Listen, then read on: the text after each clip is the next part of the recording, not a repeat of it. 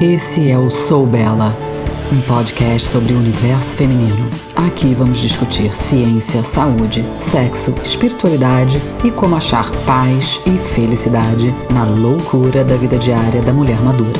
Tudo de forma prática e objetiva, baseada nas novidades científicas e anos de experiência trabalhando com e sendo mulher.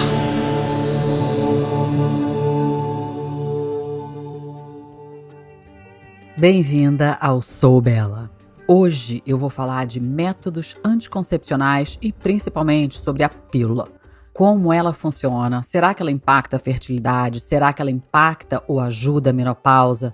Qual a relação entre a pílula e doenças mentais como depressão e ansiedade? Enfim, será que ela faz mal? Que nutrientes seria bom prestar atenção? E quais as alternativas? Nesse episódio, eu vou incluir mitos e fatos, e eu devo fazer isso em uma série de 2 ou 3 partes, dependendo do tamanho. E à medida que eu for explicando, e também no final, eu vou dar minha opinião pessoal e clínica sobre todas as opções de contraceptivos hormonais.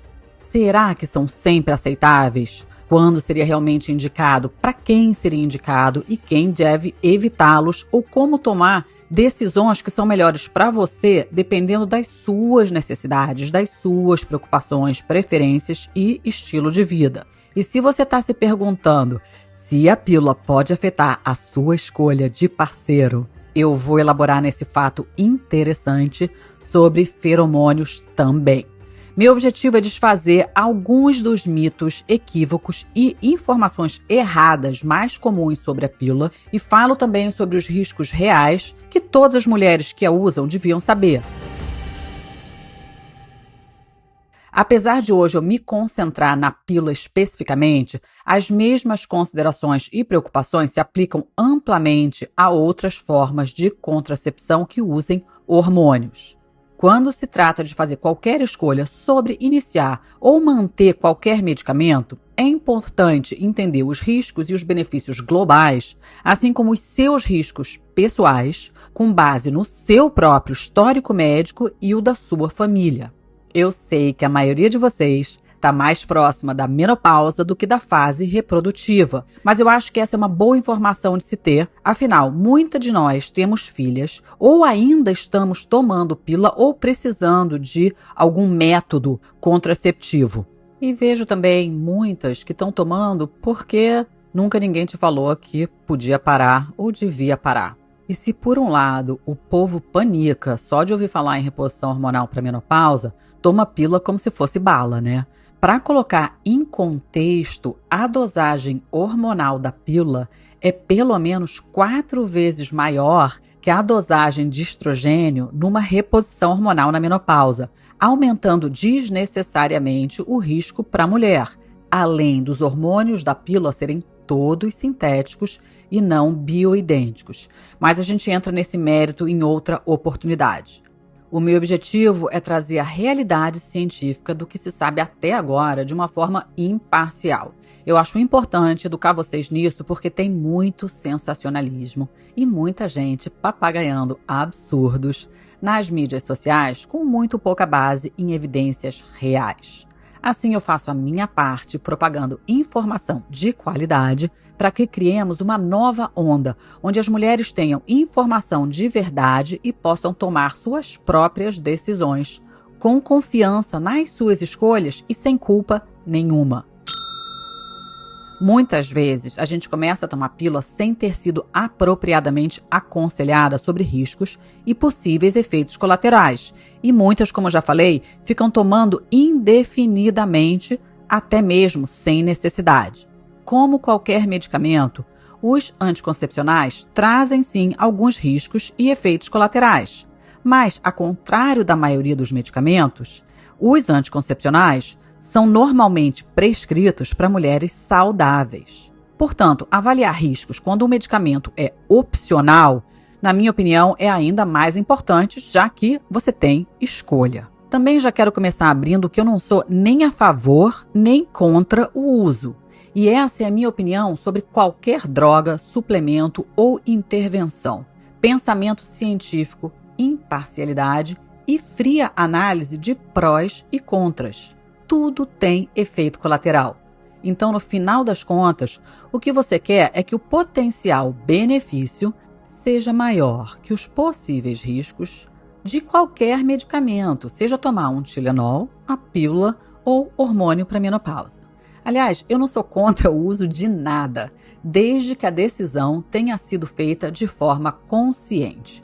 Por isso eu acho que os profissionais da saúde precisam ser transparentes e bem informados sobre os riscos e efeitos colaterais antes de oferecerem a pílula, principalmente para adolescentes e meninas na segunda adolescência, como nós, no climatério. Os efeitos colaterais são comuns, o que é uma das principais razões pelas quais as mulheres não andam muito satisfeitas com as opções disponíveis no mercado até agora. Mas será que existe o método ideal? E, por outro lado, a gente não pode esquecer que o pior efeito colateral de todos pode ser sim uma gravidez indesejada. Ou seja, o contexto de onde você está na sua vida também precisa ser levado em consideração. Entrando nas pesquisas. Nos Estados Unidos, as mulheres tentam, em média, 3 formas diferentes de contraceptivo. E, com uma certa tentativa e erro, acabam encontrando um método que realmente gostam. Mas, na maioria das vezes, a escolha não é feita porque elas realmente gostam da opção escolhida, mas escolhem a que podem tolerar. Teve um estudo de 2004 que descobriu que quase 2/5 das mulheres disseram que não gostam da opção, mas que acabaram escolhendo a menos pior. Recentemente, eu li uma interação interessante entre a autora do livro Doing Harm, Maya Dusenberry, que publicou um artigo intitulado Por que mulheres e homens precisam de uma melhor opção de controle de natalidade. Eu cito a autora. O que as mulheres realmente querem é um método altamente eficaz com poucos ou nenhum efeito colateral. E a resposta da comunidade científica foi: essa combinação não existe. Ou seja, já que não encontramos o unicórnio, vamos entender o que sabemos até agora. Qual o mecanismo de ação da pílula e outros anticoncepcionais hormonais e como eles afetam a ovulação? Apesar de muitas vezes nos dizerem que a pílula regula o nosso ciclo menstrual, na verdade, ela suprime o nosso ciclo menstrual, incluindo os sinais que vêm do cérebro que desencadeiam ovulação. Para entender mais sobre o ciclo menstrual, escuta o episódio 2. Aí você fala, ué, mas eu fico menstruada todo mês quando eu tomo a pílula. Na verdade, não. Você não está menstruando. Você está somente sangrando. Isso não é uma menstruação verdadeira. É o que se chama de sangramento de escape por causa das pílulas de placebo que são incorporadas ao ciclo mensal dos hormônios sintéticos. Quando a gente toma as pílulas placebo, os níveis de hormônio sintético no sistema caem, o que leva a um sangramento que imita a menstruação. O racional por trás disso é bem interessante e tem tanto a ver com religião quanto com ciência. Hoje em dia, você não necessariamente terá a fase de sangramento se estiver tomando uma das novas pílulas por causa de uma nova diretriz da Faculdade de Saúde Sexual e Reprodutiva que declarou que mulheres podem tomar a pílula com segurança todos os dias do mês, continuamente, sem uma pausa, pelo tempo que desejarem, ou seja, elas podem optar por sangrar ou não. Mas na época em que nós, mulheres, hoje na casa dos 50, quando a gente tomava pílula, na maioria dos casos a gente seguia aquela formação de 3 semanas tomando os hormônios anticoncepcionais e aí tinha uma semana de folga. E qual era o racional atrás desse desenho? E o que acabou sendo apelidado por muitos como a regra do Papa. Embora o chefe da Igreja Católica não tenha nada a ver com isso. Outro fato legal de ter em mente é que a pílula só começou a ser comercializada em 1960. Mulherada, a gente não pode esquecer desses marcos históricos, porque a criação da pílula, sim, nos deu muita liberdade. Até então, a gente ficava muito à mercê dos homens colaborarem quando a gente queria ou não ter filhos. Mas voltando à regra do Papa. Em 1957, a pílula foi inventada nos Estados Unidos por John Rock, que era um devoto ginecologista católico, e pelo biólogo Gregory Goodwin Pincus, que tinha preocupação em como a igreja aceitaria essa nova forma de contracepção, afinal a igreja não era a favor de evitarmos filhos. Então, eles desenharam a pílula de forma a imitar um ciclo menstrual mensal normal para que a pílula fosse aceita pela igreja e outras instituições religiosas. Apesar dessa observação ser mera opinião minha, eu acho que, dessa forma, eles conseguiriam enganar um pouquinho a instituição e também dar uma ajudinha às nós, mulheres, que não quiséssemos dizer abertamente que estávamos evitando filhos porque, mensalmente, estaríamos sangrando. Mas, verdade seja dita, que embora o desejo de apaziguar a religião possa ter desempenhado um papel, há mais duas razões pelas quais a pílula tinha essa pausa ou essa interrupção embutida. Uma era que a pílula de antigamente tinha uma dose muito maior de hormônios. Uma única pílula, quando foi criada, equivalia a 7 vezes a dose hormonal de uma pílula de hoje, o que deixava as mulheres meio mal com tanto hormônio e precisando de um break. E a outra era a crença, enganada é claro, mas era o pensamento dos homens que dominavam a medicina do campo naquela época, que nós mulheres ficaríamos muito ansiosas e entraríamos em pânico caso não tivéssemos o nosso sangramento regular. A galera jovem pode achar tudo isso loucura, mas vale lembrar que a sociedade era um lugar muito diferente naquela época. Pré-pílula, os principais métodos de contracepção eram preservativos reutilizáveis, o diafragma e gozar fora. E não havia teste de gravidez prontamente disponível como agora. Já imaginou a adrenalina? Hoje você pode escolher entre sangrar ou não, além de várias opções de pílula do dia seguinte, para quando dá uma merda, e ainda tem acesso a testes para descobrir se está grávida em minutos. Ou seja, yay para nós. Mas de volta ao tema, pílula, mitos e realidades. Se perguntarmos à maioria dos médicos, muitos diriam que a pílula é totalmente segura. Ou talvez que existem alguns riscos, mas não muitos, que é ok para a maioria das mulheres e qualquer pequeno risco vale o benefício e fim de papo. Mas se você perguntar a esses mesmos médicos quanto treinamento real eles receberam sobre os riscos da pílula e a melhor forma de escolher e prescrever, a maioria teria que pensar um pouco sobre isso, talvez coçar a cabeça para lembrar daquela aula de 30 minutos que eles possivelmente tiveram em meio aos 100 mil outros fatos estranhos que eles tinham que aprender na faculdade de medicina. Ou tentar lembrar a mais nova informação que o representante farmacêutico trouxe como novidade ou que ele escutou no último congresso. Ou seja, essa nunca foi uma preocupação muito real para a maioria dos médicos, porque eles tinham mais coisa para aprender e coisas mais urgentes. Aí, se você procurar resposta na comunidade de bem-estar, pode acabar pensando que tomar a pílula vai te dissolver numa poça, ou vai fazer crescer 5 braços mais 2 cabeças, ou no mínimo que você vai arruinar os seus hormônios e a sua libido para sempre. E se você conversar com as mulheres que usaram ou ainda estão usando a pílula, como eu faço diariamente, você vai ter uma variedade de respostas, desde que a pílula foi a melhor coisa que eu já fiz para minha acne, mas a pior coisa que eu já fiz para minha libido, ou que detonou uma síndrome de pânico, ou aquelas eu não vi nenhuma diferença na minha vida, ou seja, nem lá, nem cá. Então, o que vai valer mesmo é a sua experiência individual.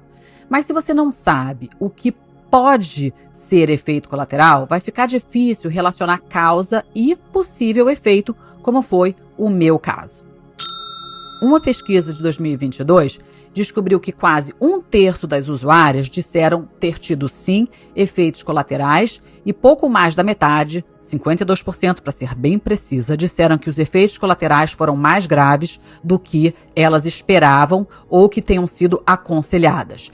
E as queixas mais comuns foram alteração de humor, 48%, e ganho de peso em 47% das mulheres, enquanto 80% disse ter experimentado mais de um efeito colateral. Pouco mais da metade, 54%, afirma ter se queixado com seu médico, mas que não se sentiram ouvidas ou que tiveram suas queixas minimizadas ou descartadas completamente.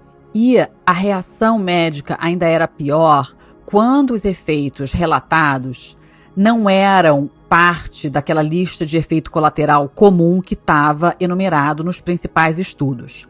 Portanto, a minha recomendação é sempre confiar na sua experiência e intuição. Não é porque não está descrito em algum estudo científico que você não está sentindo o efeito.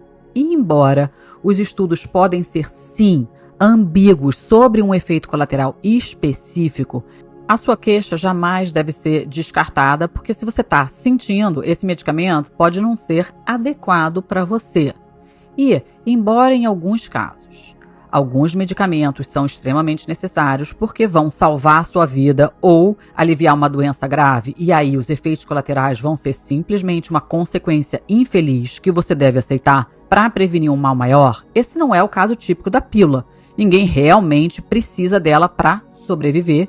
E existem opções, tanto de tipo quanto de métodos. A maioria das mulheres usa a pílula por 2 motivos. O óbvio, evitar a gravidez. O segundo, porque acha que vai melhorar sintomas hormonais. Em ambos os casos, opções alternativas normalmente estão disponíveis e podem ser escolhas melhores para você.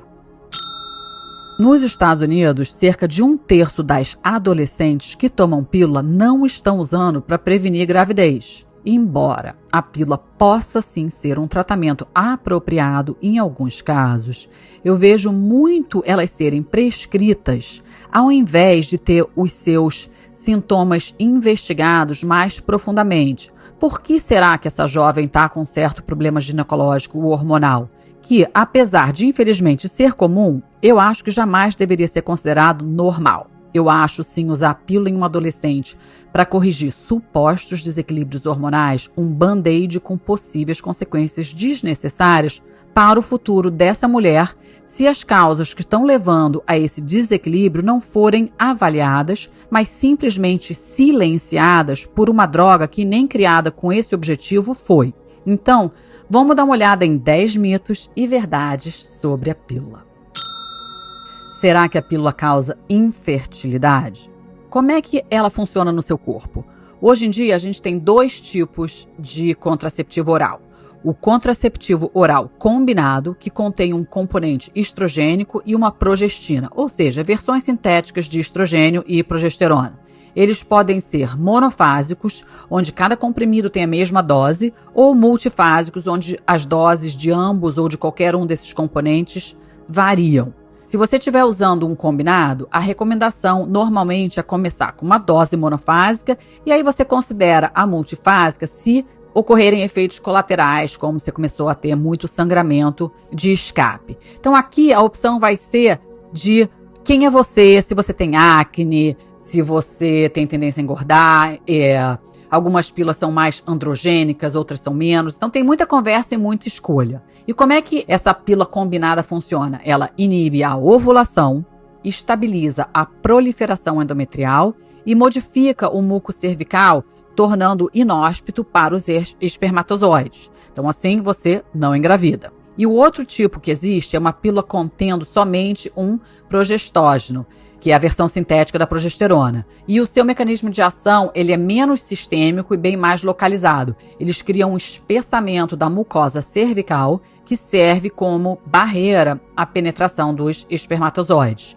Eles também alteram a ação ciliar das trompas de Falópio, interrompendo assim o momento de transporte da ovulação e criam um afinamento do revestimento endometrial para assim reduzir a implantação.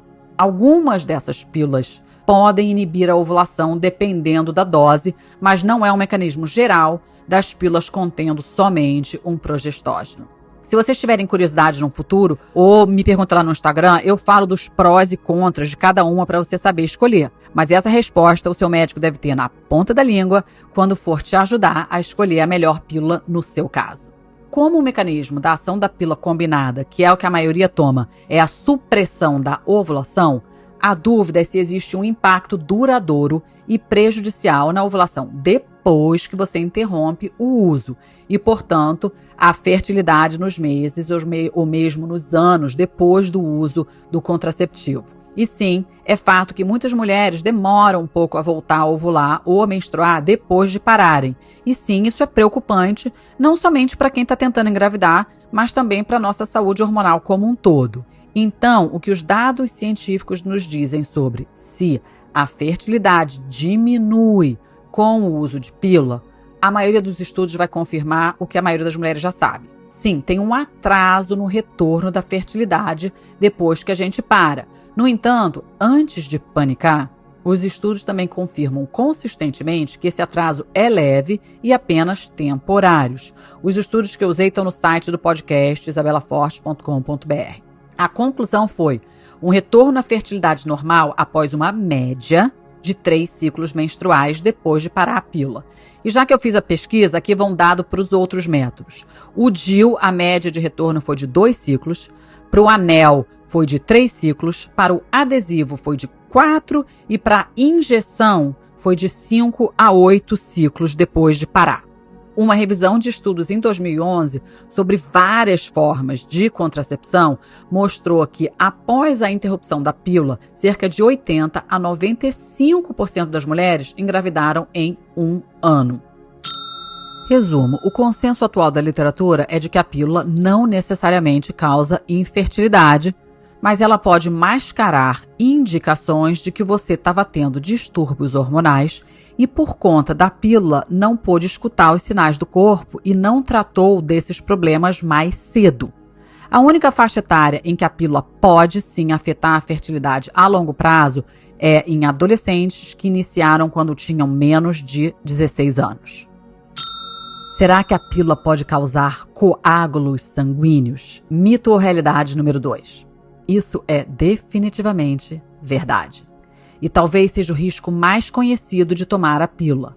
As usuárias de anticoncepcional oral combinado têm 3 a 5 vezes mais chance de ter um tromboembolismo venoso ou coágulo sanguíneo do que as que não tomam pílula. E esse risco é maior se você for fumante, tiver excesso de peso, já tiver um distúrbio de coagulação ou for mais velha.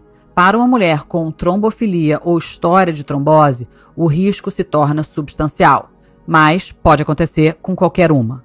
É importante levar em consideração o risco de tromboembolismo venoso, principalmente se você já estiver num grupo de maior risco. Mas antes que todo mundo fique aqui completamente assustada, a taxa de tromboembolismo venoso em mulheres mais jovens é muito baixa, cerca de 1 em 5 para cada 10 mil mulheres. Esse número sobe para 3 em 10 por 10 mil mulheres, dependendo do tipo de pílula. Mas, por outro lado, é importante mencionar que a própria gravidez aumenta ainda mais o risco de desenvolver coágulos sanguíneos para cerca de 5 a 20 por cada 10 mil mulheres durante a gravidez. E 40 a 65 por 10 mil mulheres no período pós-parto. Mas, embora o risco seja maior, de desenvolver o tromboembolismo na gravidez, uma mulher não fica grávida dos 15 aos 45 anos, mas permanece tomando pílula por quase 20, 25 anos. Então, não é como se a gente estivesse comparando maçã com maçã, como as diretrizes a favor da pílula sugerem. E a pílula também afeta o sistema cardiovascular de mais maneiras do que aumentar o risco de coagulação. Ela aumenta o risco de outros problemas cardiovasculares, incluindo ataque cardíaco e derrame. E o risco é aumentado quanto maior a dose de estrogênio da pílula. E um outro estudo sugere que o risco de AVC praticamente dobra nas pessoas que usam pílula. E o aumento do risco do acidente vascular cerebral com a pílula parece aumentar com o aumento da idade. Então, meu ponto aqui não é tomar, é por quanto tempo tomar e se uma mulher na menopausa precisaria desse risco adicional com pouco benefício. Então, minha opinião nesse campo. Se você está no grupo que tem risco de tromboembolismo, histórico familiar, ou alguém na família que teve AVC, tem pressão alta, talvez pílula hormonal não seja para você. E se você está usando pílula para tratar sintoma hormonal, ao invés de evitar a gravidez, pode explorar opções de menos risco que existem e que podem ser igualmente eficazes. Mito ou realidade número 3. Será que a pílula causa câncer? Essa é uma das maiores preocupações em qualquer forma de terapia hormonal. Embora a pílula não aumente o risco geral de câncer, sabemos que a pílula combinada contendo estrogênio apresenta um pequeno aumento no risco relativo de câncer de mama. Ao longo dos anos, as meta-análises mostraram que o risco de câncer de mama nas usuárias de pílula aumenta de 8% a 24%. Quanto mais tempo você toma a pílula, maior o risco. E esse risco é maior do que o percentual apresentado na reposição hormonal, embora o povo panique na reposição e não tenha o menor medo de tomar pílula. Então, o que esse aumento significa em termos de probabilidade real de desenvolver câncer de mama ao tomar a pílula? Embora pareça grande esse número de 20%, é importante colocar o risco em contexto. Como o risco absoluto de câncer de mama é pequeno para começar, e especialmente para mulheres mais jovens, 20% de um número pequeno ainda é um número pequeno. Isso se traduz em um caso adicional de câncer de mama para cada 7.690 mulheres que usam pílula por um ano. E para mulheres com menos de 35 anos, é um caso para cada 50 mil mulheres. Ou seja, o risco existe, mas é baixo. E até recentemente, a gente não tinha muitos dados sobre o anticoncepcional só de progestógeno, mas um novo estudo que foi publicado no Reino Unido esse ano mostrou que os riscos são praticamente iguais com a pílula só de progestógeno, ou o implante, ou a injeção Depo-Provera e também o DIU hormonal. Eles concluíram que, com o uso atual ou recente de qualquer tipo de contracepção hormonal, há um aumento de 20% a 30% no risco de câncer de mama, que gradualmente volta à linha de base 10 anos após a interrupção do método. Claro, para cada uma das mulheres que vai desenvolver câncer de mama, isso é um efeito adverso devastador. Mas, novamente, o risco é baixo. E aqui está algo que não é tão amplamente discutido. Os anticoncepcionais orais também estão associados a um risco reduzido de outros tipos de câncer. De acordo com um grande estudo de 2021, também no Reino Unido, as mulheres que usaram contraceptivo oral tiveram um risco 30% menor de câncer de ovário e de endométrio em comparação com as que nunca tomaram pílula.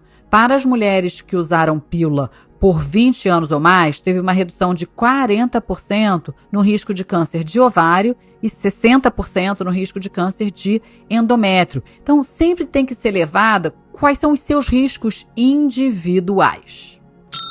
Para esse episódio não ficar muito grande, eu vou parar por aqui. Na semana que vem, eu volto com outros mitos ou realidades sobre depressão, se a pílula piora ou influi para condições autoimunes, sobre deficiência de nutrientes, entre outras coisas, se a pílula interfere no nosso crescimento ósseo. E se você tiver dúvidas depois desse episódio, manda para mim que eu tento responder no próximo. Por hora, eu fico por aqui. Namastê.